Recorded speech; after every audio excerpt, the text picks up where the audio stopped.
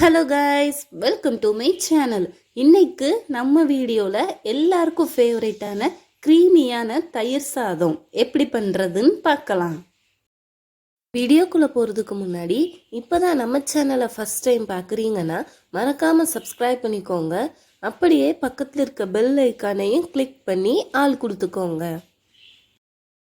Spicy and க்ரீமியான curd rice செய்ய தேவையான ingredients என்னென்னு பார்க்கலாம். பச்சரிசி 400, அதை நல்லா குழைவாக வடிச்சுக்கோங்க. தயிர் 200, காய்ச்சின பால் 100, வெண்ணெய் 1 ஸ்பூன், பச்சை மிளகா 2, இஞ்சி 1 துண்டு, ரெண்டையும் சின்ன சின்னதாக கட் பண்ணிக்கோங்க. கருவேப்பிலை, கொத்தமல்லி தேவையான அளவு, கடுகு, உளுத்தம்பருப்பு 1 ஸ்பூன், கடலைப்பருப்பு 1.5 ஸ்பூன், பெருங்காயப்பொடி 1 டீஸ்பூன். ஃபர்ஸ்ட் நம்ம தயிர் சாதம் செய்கிறதுக்கு தாளிச்சிக்க போகிறோம். அதுக்கு ஒரு பேனில் 2 டேபிள் ஸ்பூன் ஆயில் சேர்த்துக்கோங்க. எண்ணெய் நல்லா சூடானதும் கடுகு, உளுத்தம்பருப்பு, கடலைப்பருப்பு 3ஐயும் நல்லா பொரிச்சுக்கோங்க. கடலைப்பருப்பு, உளுத்தம்பருப்பு நல்லா பொரிஞ்சதும் கருவேப்பிலை ஆட் பண்ணிக்கோங்க. அடுத்ததாக துருவின இஞ்சி ஆட் பண்ணி வதக்கிக்கோங்க. இஞ்சி நல்லா வதங்கினதும் கட் பண்ணி வச்சிருக்கிற பச்சை மிளகா சேர்த்து வதக்கிக்கோங்க. அடுத்ததாக 1 டீஸ்பூன் பெருங்காய பொடி சேர்த்து நல்லா வதக்கிட்டு ஸ்டவ் ஆஃப் பண்ணிடுங்க.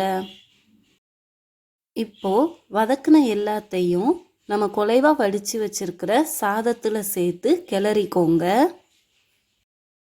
மெதுவாக லேயராக கிளறிக்கோங்க, இல்லைன்னா களி மாதிரி ஆயிரும். வதக்குன எல்லா பக்கமும் போகிற மாதிரி நல்லா கிளறிக்கோங்க. 1 ஸ்கூப் வெண்ணெய் ஆட் பண்ணி எல்லா பக்கமும் போகிற மாதிரி மெதுவாக லேயராக கிளறிக்கோங்க. வெண்ணெய் ஆட் பண்ணாதான் நமக்கு க்ரீமியான கர்ட் ரைஸ் கிடைக்கும். வெண்ணெய் ஆட் பண்ணி நல்லா கிளறிட்டு பால் ஆட் பண்ணிக்கோங்க. அடுத்ததாக தயிர் ஆட் பண்ணி நல்லா கிளறிக்கோங்க. நான் இன்னைக்கு இந்த தயிர் சாதத்தை உடனே சாப்பிட்றதுக்காக தயிர் அதிகமாக ஆட் பண்ணியிருக்கேன். நீங்கள் சப்போஸ் ஊருக்கு எங்கேயும் கட்டி கொண்டு போகிறதா இருந்தால் தயிர் 2 ஸ்பூன் மட்டும் போதும், பால் அதிகமாக சேர்த்துக்கோங்க.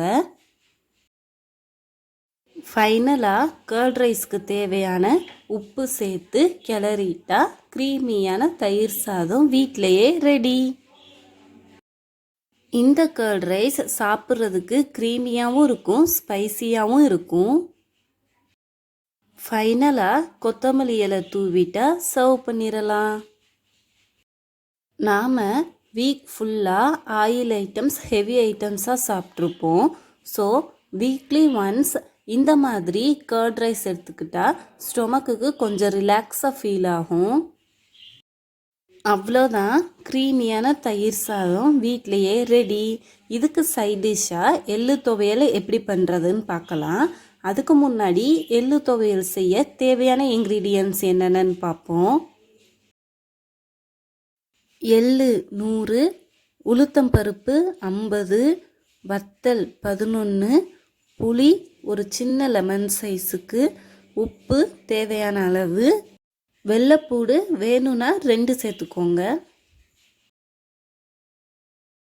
ஃபர்ஸ்ட் நம்ம துவையல் செய்ய தேவையானதெல்லாம் வறுத்து எடுத்துக்க போகிறோம். அதுக்கு ஒரு பேனில் ஆயில் எதுவும் சேர்க்காம உளுத்தம்பருப்பை வறுத்துக்கோங்க.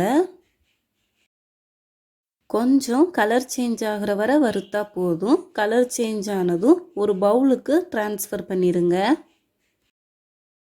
அதே பேனில் ஆயில் எதுவும் சேர்க்காம எள்ளை வறுத்துக்க போகிறோம். எள்ளு கலர் சேஞ்ச் ஆகி பொரிய ஸ்டார்ட் ஆகும். அந்த ஸ்டேஜில் எள்ளையும் பவுலுக்கு ட்ரான்ஸ்ஃபர் பண்ணிக்கோங்க. அதே பேனில் 1 ஸ்பூன் ஆயில் சேர்த்துக்கோங்க. எண்ணெய் நல்லா சூடானதும் வத்தலை வறுத்துக்க போகிறோம்.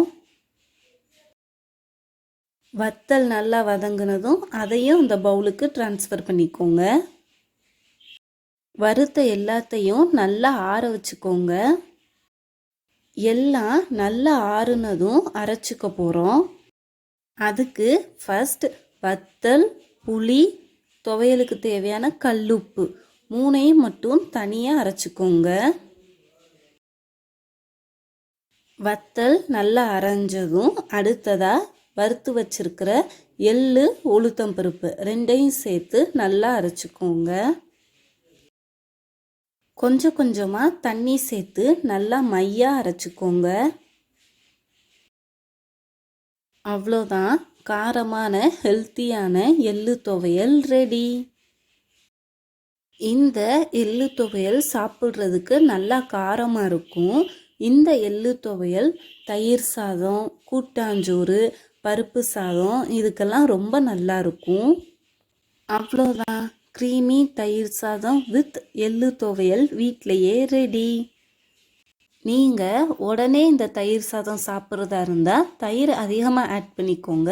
சப்போஸ் மறுநாள் ஊருக்கு எங்கேயும் கட்டி கொண்டு போய் அங்கே தான் சாப்பிடுவீங்கன்னா தயிர் 2 ஸ்பூன் மட்டும் போதும். பால் அதிகமாக ஆட் பண்ணிக்கோங்க. அப்போது தான் நாளைக்கு சாப்பிடும் போது அந்த புளிப்பு கரெக்டாக இருக்கும். இதை மட்டும் ஃபாலோ பண்ணிக்கோங்க. புரட்டாசி சனிக்கிழமையில் இந்த தயிர் சாதத்தை பெருமாளுக்கு நெய்வேத்தியமாக வீட்டில் வைக்கலாம். ரொம்ப சிம்பிள் ரெசிபி தான். ஸோ கண்டிப்பாக நீங்களும் வீட்டில் ட்ரை பண்ணி பாருங்கள். எல்லாரும் விரும்பி சாப்பிடுவாங்க. வீடியோ பிடிச்சிருந்தா மறக்காமல் லைக் பண்ணுங்கள், ஷேர் பண்ணுங்கள், சப்ஸ்கிரைப் பண்ணுங்கள். தேங்க்யூ.